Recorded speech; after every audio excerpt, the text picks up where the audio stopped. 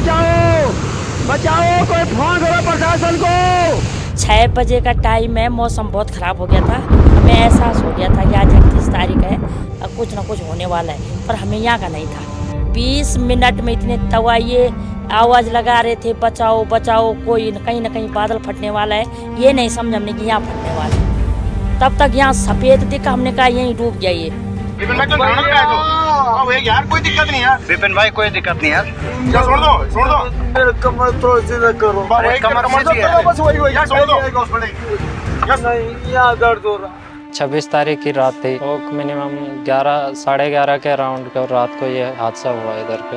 मेरे पिताजी उसी टाइम अंदर ही थे, मेरी माँ बहन अंदर ही थे, पिताजी भी अंदर ही थे। उनका जो है पूरा पाँव इतना धंस गया ऊपर तक, पर उन्होंने हिम्मत दिखा के जो है ये दरवाज़ा है ना सर, ये दरवाज़ा निकाल के हाथ से उखाड़ के फेंका बाहर। फिर मेरी बीवी मेरी बच्ची को बचाया, फिर उनमें से 2 आदमी को नहीं बचा पाया। मम्मी बच जाती, बहन तो नहीं लेकिन मम्मी ज़रूर बच जाती मेरी। मैं तिनगढ़ की बात करूं तो तिनगढ़ पे तो ये सबसे पहले विद्यालय में आई है। भगवान ने पहले बता दिया था 3 दिन पहले त्रिशूल ने कि यहाँ पे कुछ घटना आने वाले ऊपर से, आप लोग अपने सुरक्षित स्थान पे चल जाओ। गंगा जी ने रुद्र रूप दिखा लिया। हम तो गंगा जी को देख के डर रहे थे कि इसने इतना रुद्र रूप क्यों दिखाया। तो देवता ने बोला रुद्र रूप तो गंगा जी दिखा रहे, कोई बात नहीं, परंतु ऊपर से भी तुम्हारे लिए खतरा है।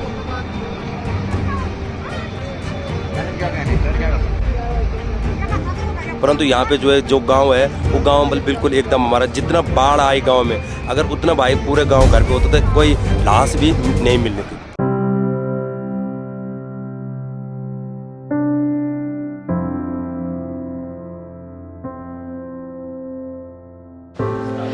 उत्तराखंड में केदारनाथ से लेकर के बूढ़ा केदार तक आपदाओं का दौर जारी है। शुरुआत हुई बूढ़ा केदार से, जहां का एक गांव है तिनगढ़ जो बूढ़ा केदार क्षेत्र में आता है।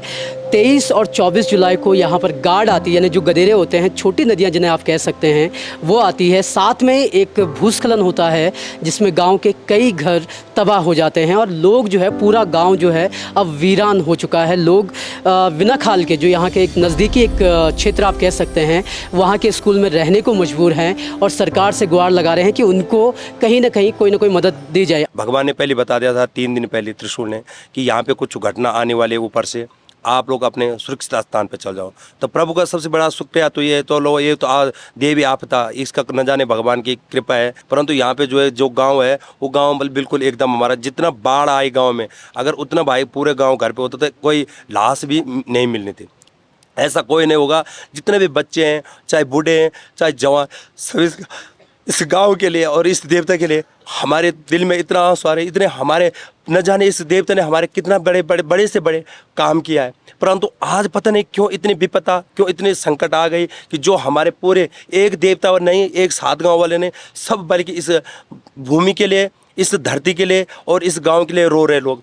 हमारे स्थिति तो भाई बहुत खराब हुई। हमारे घर द्वार कुछ नहीं है, हमारे पास कपड़े नहीं है, खाने के लिए कुछ नहीं बचा। हमने जब यहाँ से आपदा आए तो खुद हम अपने घर से वैसे भागा, किसी के पास कपड़े नहीं थे, खाने के लिए कुछ नहीं। कहीं हमारे बच्चे हैं, कहीं हम जाओ हम भटक रहे हैं। आजकल तो हम वहाँ पे बिना खाल में, हमारे पास कुछ भी नहीं है। हम चाहते हैं कि सबसे पहले हमारा कहीं भी स्थान रहने के लिए मिले।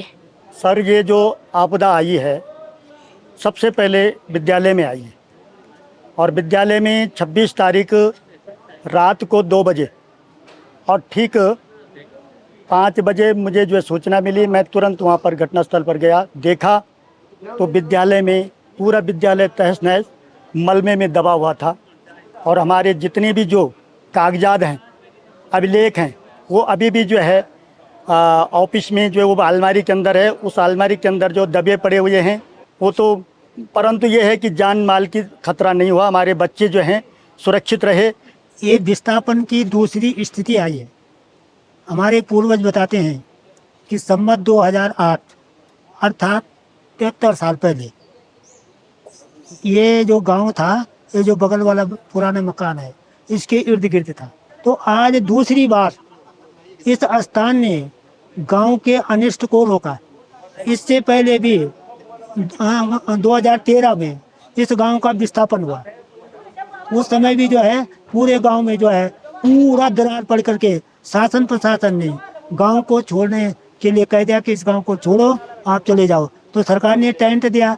अब ये पता नहीं है कि किन कारणों से फिर विस्थापन की प्रक्रिया नहीं हो पाई और आज ये तीसरी बार जो है गांव अपने विस्थापन की स्थिति में।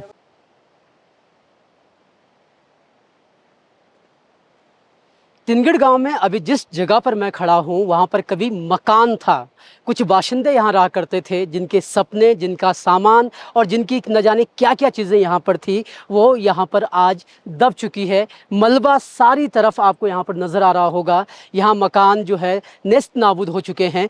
आप देख सकते हैं कि किस तरह सीमेंट के मकान जो बने हुए थे, जो छतें हैं वो दरक चुकी हैं, पूरा मकान ढह चुका है। और कुछ ऐसा ही माहौल जो है मेरी चारों तरफ है। वहाँ पर आप देख सकते हैं कि एक बाथरूम सिर्फ एक जो बचा हुआ है और उसके बाद वहाँ भी एक दूसरा घर जो है वो भी नेस्त नाबूद हो चुका है। अब यहाँ पर जो मलबा आया हुआ है उसको देखेंगे आप तो ऊपर से जो भूस्खलन हुआ है वो वहाँ से हुआ और वहाँ से जो भूस्खलन आया है उसने 3-4 मकानों को यहाँ पर नेस्त नाबूद कर दिया है। जो मकान बचे हुए हैं उनमें ये डर है कि कहीं फिर से ऐसा आपदा ना आए, फिर ऐसी भूस्खलन ना आए और उनके मकान भी यहाँ से ख़त्म हो जाएं। यही वजह है कि यहाँ के लोग जो है फ़िलहाल बिनखाल एक जगह है जहाँ पर वो स्कूल में रह रहे हैं और सरकार से मांग कर रहे हैं कि उन्हें पुनर्वास किया जाए, पुनर्विस्थापित किया जाए, ताकि वो यहाँ अपने लिए कुछ अच्छे से रहने की व्यवस्था कर सकें। अभी वर्तमान में जो हमारे शासन प्रशासन के लोग जो चेन बनी हुई है, बहुत अच्छी चेन बनी हुई है और वर्तमान में यदि कुछ दिन में ये पुनर्वास हम लोगों को मिल जाए।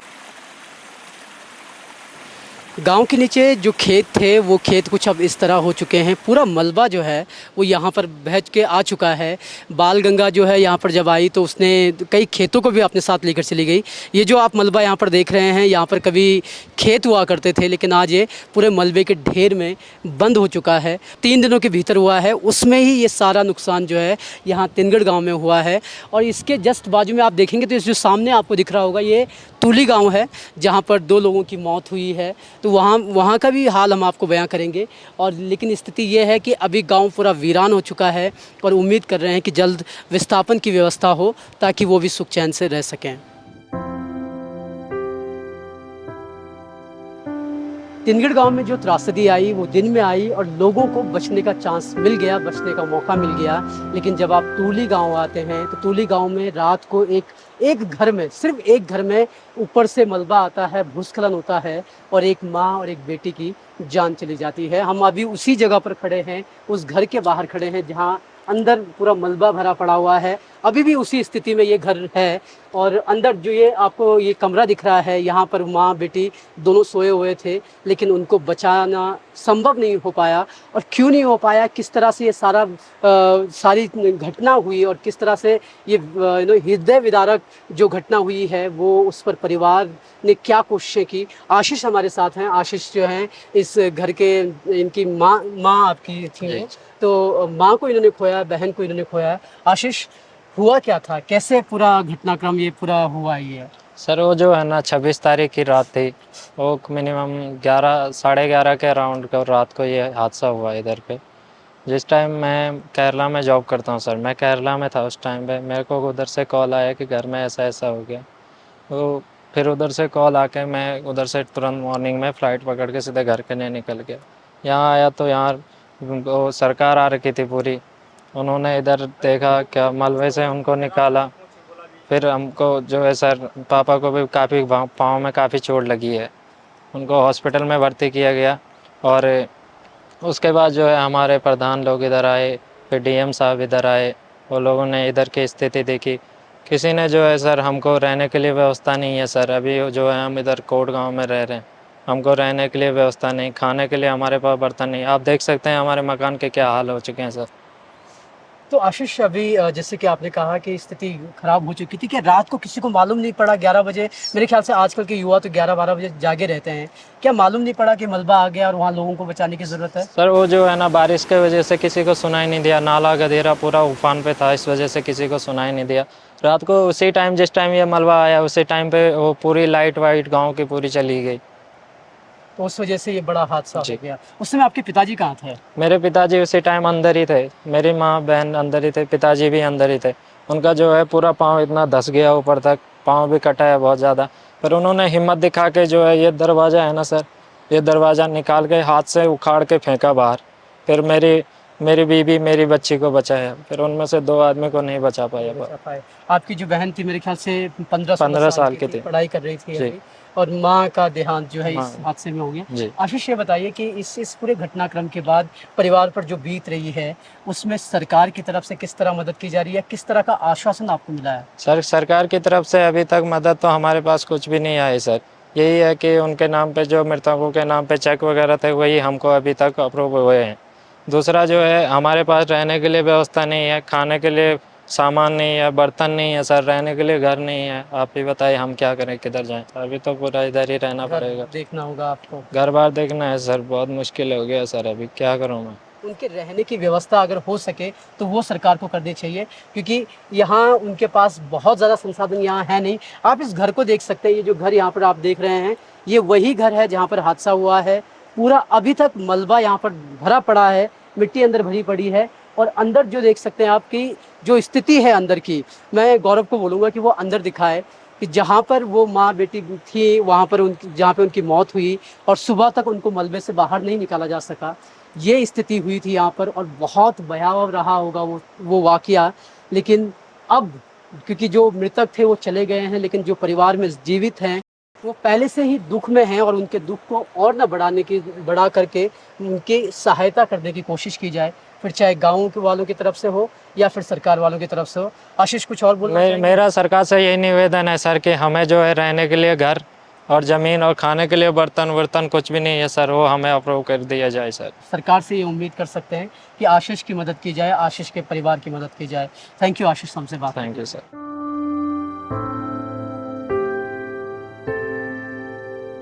इस बार आपदा ने जो है शुरुआत की है टिहरी से, और टिहरी में कई जगह जैसे कि हमने आपको दिखाया, तिनगढ़ के बाद तुली में, और जखनियाई जो है जो घनसाली से थोड़ा आगे 5-7 किलोमीटर आगे पड़ता है, वहाँ पर भी 3 लोगों की मौत हुई है। यहाँ पर बादल फटने की वजह से आप देख सकते हैं सबसे ऊपर वहाँ बादल फटा, वहाँ कहीं टॉप पर बादल फटा, और उससे जो रेला आया वो यहाँ साथ में लेकर के इस तरफ आया, और इसने ये यहाँ पर जो पहले छोटा सा था अब उसको एकदम विशालकाय कर दिया है। और यहीं कहीं मलबे में वो 3 जो माँ बाप और बेटा था वो इसी में कहीं ना कहीं बह कर के आगे निकले। और यहाँ देखिए, आप देख सकते हैं कि रोड यहाँ टूटी हुई है। थोड़ा आगे अगर आप जाओगे तो वहाँ घरों को भी नुकसान पहुँचा हुआ है, जैसे आप देख रहे होंगे। तो पूरी जो है इस बादल फटने की घटना ने जो रेला लेकर आई, जो पत्थर और जो मलबा उसके साथ आया, उसमें 3 लोग दब कर मर गए। लास्ट तक जो बच्चे थे, मतलब रेला इतना तेज़ था कि वो उनको बहाकर गार्ड जो यहाँ गदेरा जो चल रहा है उसके पास लेकर गई। और आप देख सकते हैं कि यहाँ पर पूरा एकदम एक सपाट एक मैदान बन चुका है। जो पहले छोटा था अब वो काफ़ी विशाल हो चुका है, विस्तार ले चुका है, और रोड भी यहाँ पर काफ़ी हद तक टूटी हुई है। उस दिन जो है शाम को हमारे यहाँ 7 बजे के 6:30 पौने 7 के करीब हम आए यहाँ पे। तो उस समय यहाँ पे 3 वो थे परिवार के, और एक जोगी था साधु। तो माला हम यहाँ पे आए, हम थोड़ा देखा, यहाँ पे डेली आते थे हम बैठने यहाँ पे शाम को। तो उस समय हम यहाँ पे आए तो हमने कहा यार ज़्यादा बारिश आ रही है, हम भागते हैं घर। उस समय हम घर भागे। उसके बाद जो है हम घर चले गए, उन्होंने बोला कि खाना बनाते हैं, तो खाना बनाने लगे वो यहाँ पे। तो साधु भी था उसी के लिए, नहीं तो शाम को निकल जाते थे जल्दी। तो उस समय जब बारिश जा लगे हम भागे घर। तो उसके बाद जब बारिश ज़्यादा हो गई हम तो भागे नहीं थे, उन्होंने खाना पीना बनाया। तब मेरे ख्याल तरीका था वो पहले केदार कुटी मिला हुआ, तो उसमें जो है उसमें रह रहे थे अंदर। जब बारिश ज़्यादा हुई तो उन्होंने सुनाई नहीं पड़ा, तो इसलिए वो बह गए। तो ये रेला कैसे आया? मतलब मैं यहाँ पे देख सकता हूँ कि ऊपर से लग रहा है कि वहाँ से कोई गार्ड आई होगी। नहीं बीच में। हाँ, ये ऊपर है, ये उलाना खाल के बैंड। अच्छा, चंदरबागी बोलते हैं जी जी। और ये है 2.5 किलोमीटर या 3 किलोमीटर का। ओके। वहाँ पड़ा बादल, तो वहाँ से ये फटा है, तो वहाँ से आई। अच्छा, तो होटल कहाँ पर था यहाँ पे? यहाँ पे होटल वहाँ पे था। अच्छा, होटल ऊपर जहाँ पे वो दीवार चीनी हुई ना, जी जी जी। वो दीवार के बगल पे था। ओके, और फिर वो उसको लेकर के रेला लेके नीचे आता गया। तो ये पहाड़ है ना जो यहाँ पे, जी जी जी। ये टक्कर मारता है। पिछले बार भी इसी ने टक्कर मारा, और इसलिए भी इस बार भी इसी ने टक्कर मारे। और रुईस गदेरा कहते हैं उसको। वहाँ पे बादल फटा, और ये जो घटना है ये जो पुनरावृत्ति हुई है ये 2014 में 31 जुलाई 2014 में भी हुआ था। उस 31 जुलाई को इस समय हुआ, उस समय 6 लोग मृतक हुए थे और 1 घायल हुआ था। और जो ये अभी जो घटना हुई इसमें 3 लोगों की मृत्यु हुई है। और यहाँ पे सरकार ने कहा है जो हमारे गांव के जो यहाँ पे नौतारना में तोक है इन लोगों को विस्थापन किया जाएगा।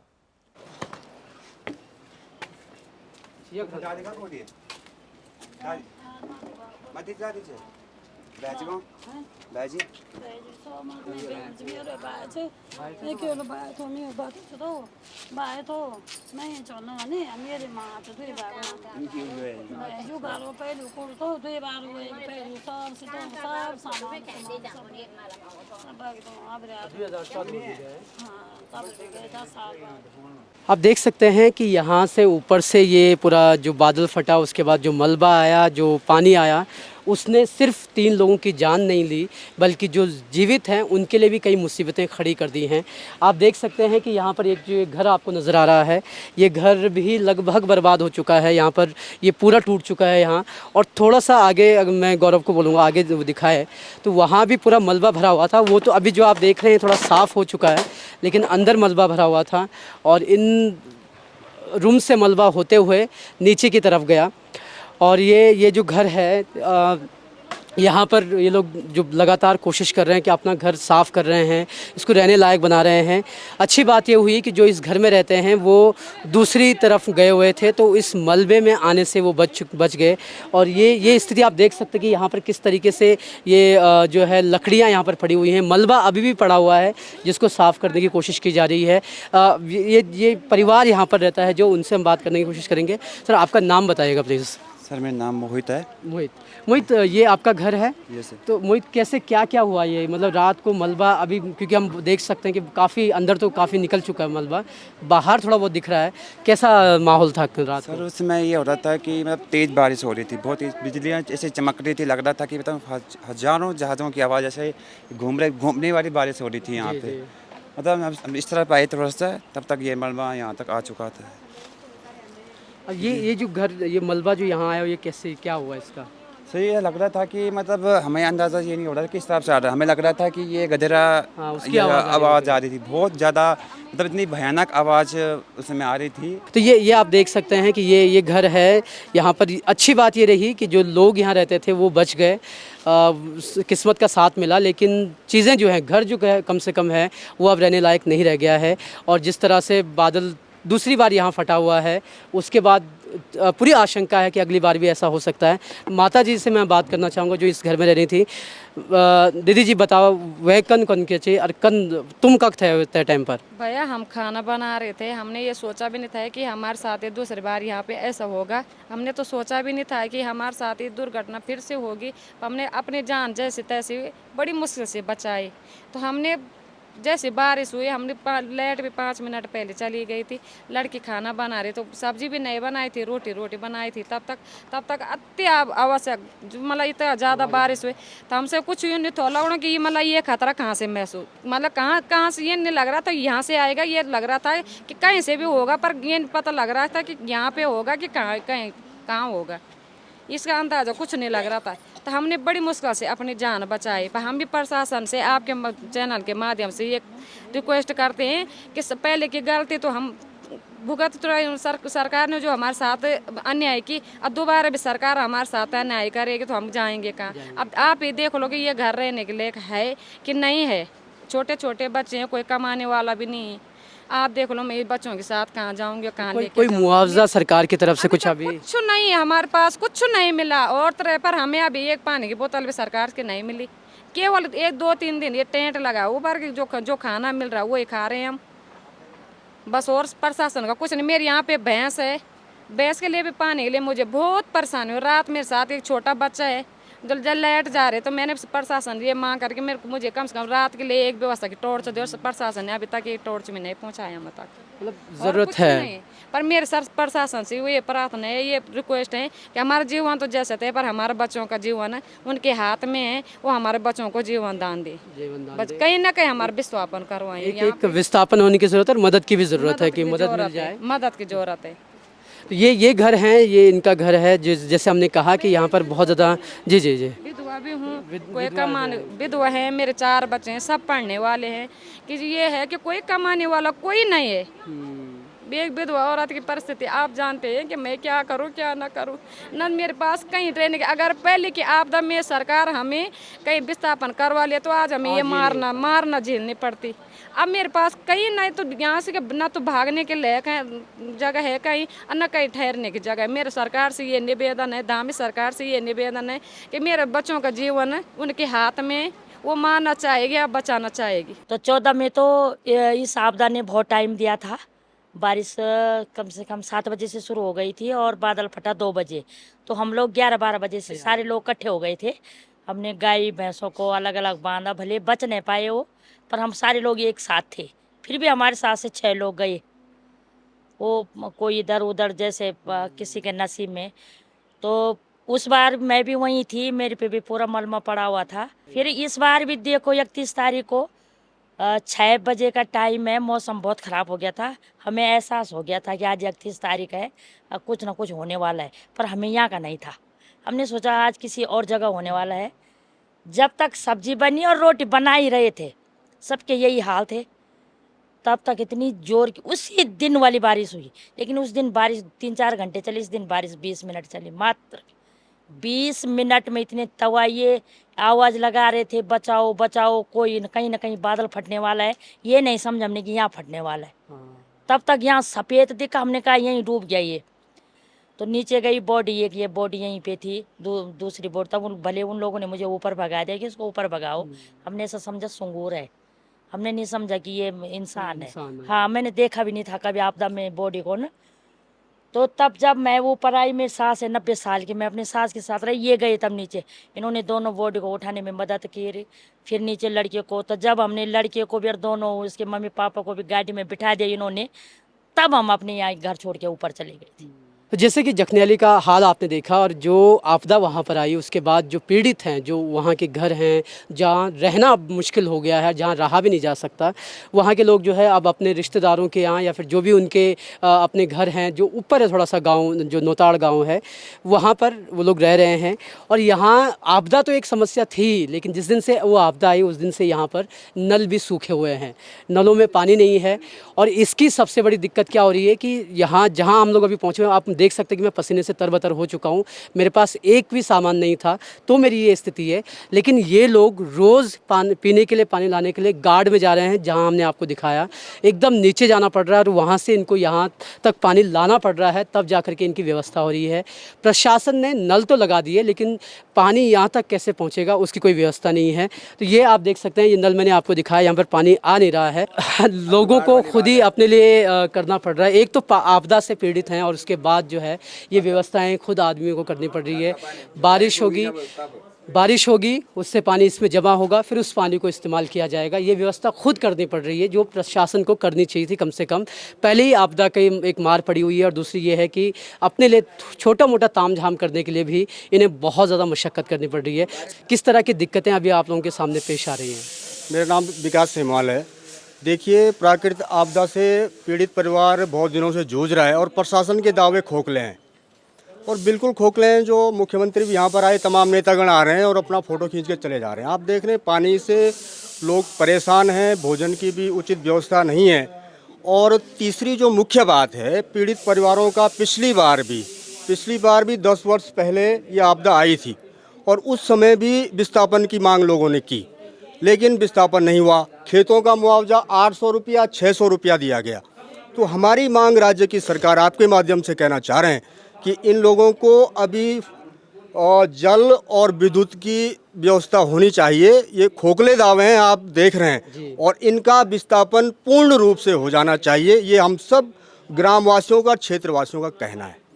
सर, आप क्योंकि 2014 का माहौल भी आपने देखा होगा, उस समय भी जैसे आपने कहा कि मांग उठी, क्या उस समय ऐसी कोई व्यवस्था नहीं की गई, या फिर आपसे बोला गया कि यार आप हमें ज़मीन खोज करके दो, हम विस्थापन करते हैं? देखिए, ग्रामीणों ने और स्थानीय जनप्रतिनिधियों ने, सरकार ने जो भी कहा, सारा हमने ज़मीन भी खोज के दी, सब कुछ कहा, लेकिन उसके अनुरूप कार्य नहीं हुआ। आज भी हम ठगे से महसूस अपने आप को कर रहे हैं। और दोबारा रोजगार के लिए उन्होंने घर बनाया। अगर उसी समय विस्थापन किया जाता, मैं आपसे कह रहा हूँ, आपके माध्यम से राज्य सरकार को कहना चाहते हैं कि उसी समय यदि ये विस्थापन होता तो आज ये स्थिति नहीं आती। दूसरा, अगर ये पिलखी अस्पताल जो हमारा विपिन भाई गया ना, ये जो पिलखी अस्पताल में उचित व्यवस्था होती तो आज वो भाई हमारे बीच में होता, उसकी मृत्यु नहीं होती। ये सरकार को देखना चाहिए। बहुत सही सवाल इन्होंने उठाया यहाँ पर कि सिर्फ आपदा के लिए दौरा करना और उसके बाद अपने राजमहल में चले जाने से काम नहीं होता है।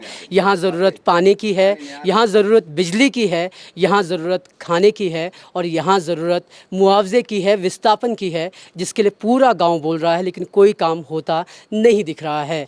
ज़रूरत ये है, जैसे कि विकास जी ने कहा कि ज़रूरत ये है कि आप व्यवस्था में सुधार करो, जो हो नहीं पा रहा है। ये वही गांव है जिसकी हमने बात की, 2014 में भी यहाँ आपदा आई थी। जैसे इन्होंने बताया कि उस समय भी ये विस्थापन की मांग उठी थी, लेकिन उसके बावजूद कुछ नहीं हुआ और फिर से विस्थापन की बात कही जा रही है, लेकिन ग्रामीणों को कोई भरोसा नहीं है क्योंकि 2014 में उनके साथ एक धोखा हो चुका है। खैर, फ़िलहाल जो अभी तत्काल ज़रूरत है वो ये है कि यहाँ पानी की व्यवस्था की जाए, खाने पीने की व्यवस्था हो और बिजली की कम से कम व्यवस्था हो, ताकि इनके लिए रात बिरात आना जाना संभव हो सके। जिस जगह से हम लोग ऊपर आए वहाँ अब रहना मुश्किल है, तो ये वहाँ रह नहीं सकते, तो इनको पानी लाने के लिए भी एक जंग लड़नी पड़ रही है। नीचे गदेरे में जो नदी जा रही है वहाँ से पानी यहाँ ऊपर लाना पड़ रहा है। तो ये एक जो आपदा के साथ एक और दर्द है वो उनको मिल रहा है। सरकार को यहाँ पर देखने की ज़रूरत है।